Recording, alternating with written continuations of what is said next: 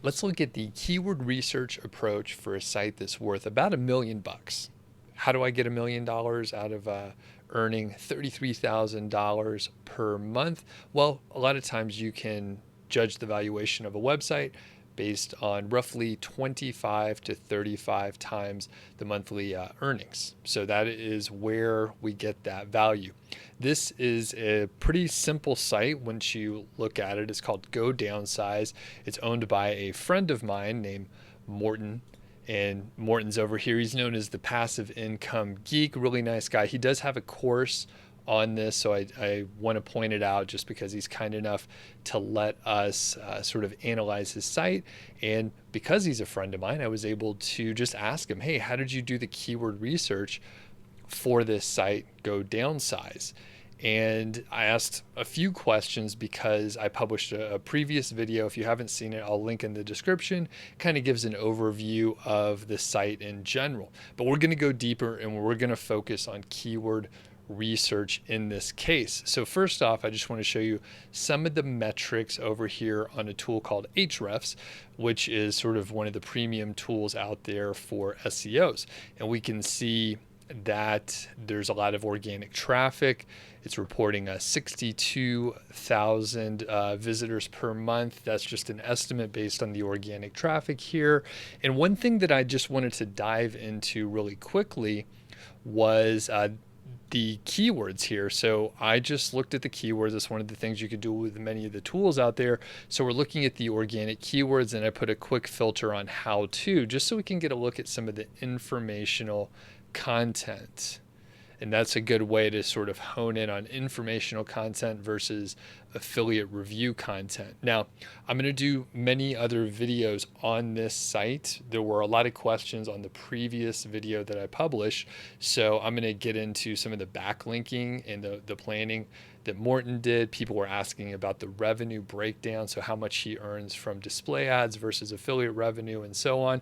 So I have that information, but I'm trying to consolidate these videos into specific topics. So one thing I do want to point out, this site has been around for a little while, which you can sort of see from this graph right here, roughly I would say like 2013 or so. And here's a little tip, you can go back to the good old Wayback Machine from webarchive.org and you can see what's going on. So we jump back here to 2013 and I thought, well, I don't want to get the very first snapshot. I want to look a little bit deeper and just see what kind of content was published early on.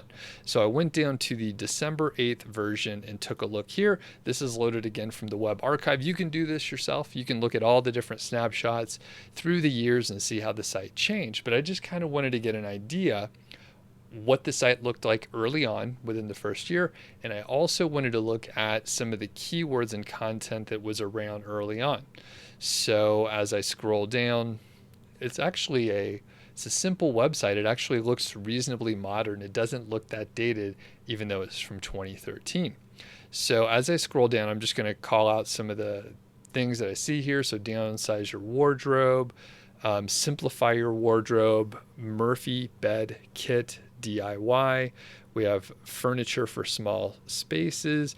We have how to go paperless at home, and tiny Texas houses, salvage mining tutorials and workshops. So that's probably not a very good keyword. 100 things challenge rules. I'm not even sure what that means. So we can see there's kind of a mixed bag here, but we're going to get a better idea. And in fact, one thing I'm going to do, I'm going to download all these keywords. So if you want to get the keyword list where I've filtered it down just to the how-to, I mean, this is freely available. A person can go out there and analyze this if they wanted to, but this is all just out there. So I'll just make it easy for people. If you want this, there's a link in the description and you can go sign up for my email list and I'll send you this list of keywords with some of the data in there. Now, one thing we're going to do is look exactly how Morten found some of these keywords. I pinged him the other day and I asked him what his approach was, and he told me two main things. He told me that he looked at Google Auto Suggest, number one, which is a great way to find keywords. It's one of my favorite ways. And then people also ask. So we're going to focus into a certain area. And I mentioned it before, Murphy beds. And when I look at this list of keywords, we see how to build a Murphy bed without a kit. There's another set of Murphy bed keywords. So that's a good place to look. And we're just going to focus in really close. And I'm going to look specifically at the Murphy bed stuff, but you'll be able to generalize this to whatever your niche is, whatever set of keywords, whether it's informational like this, if it's tutorial how-tos, or if it's affiliate-based review content. So let me hop over and we'll look at how you can do this with autocomplete. So we're over here on the Google search page, and I'm sure that if you're watching this, you have seen autocomplete work before.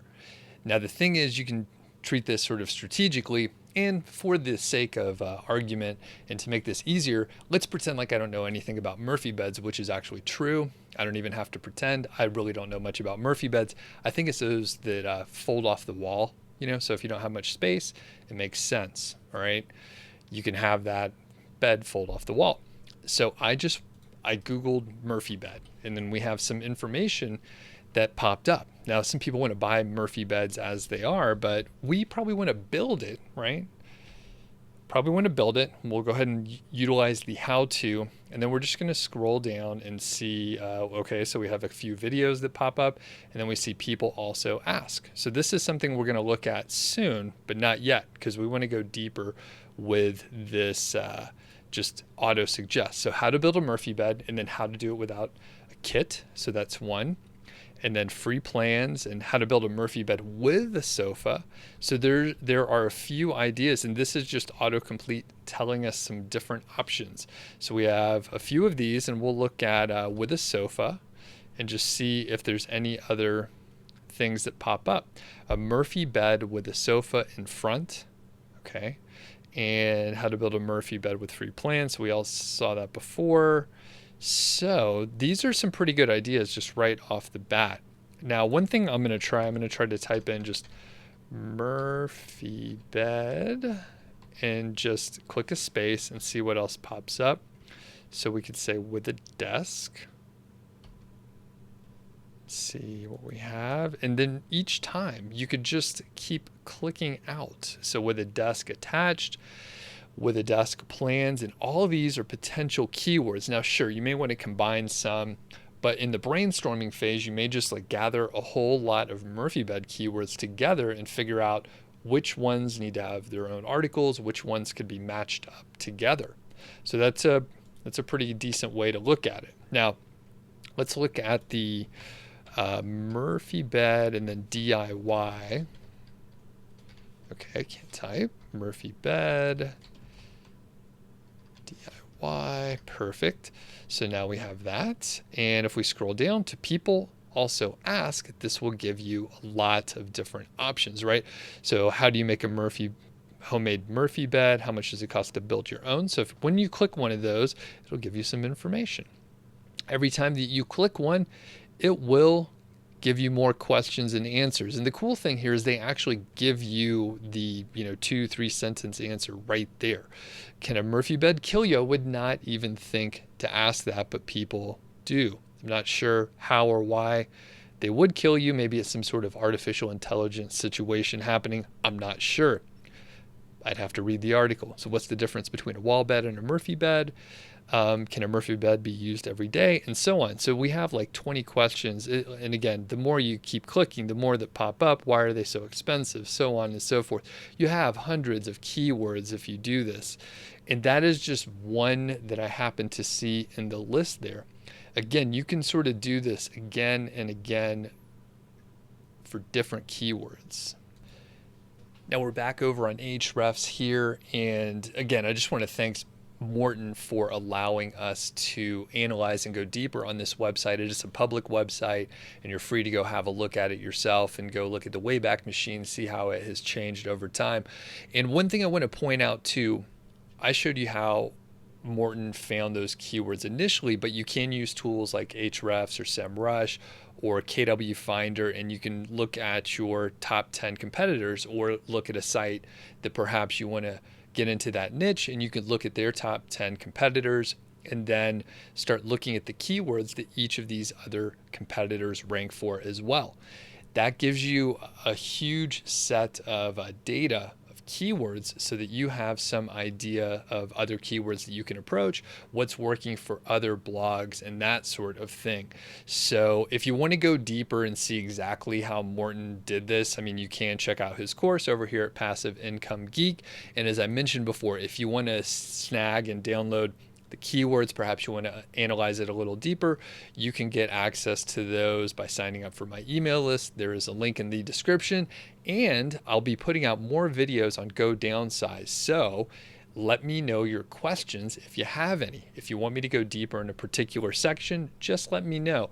It's really good if I have your specific ideas. That way I know what I can talk about in the future. Thanks a lot for watching, and we'll catch you on the next video.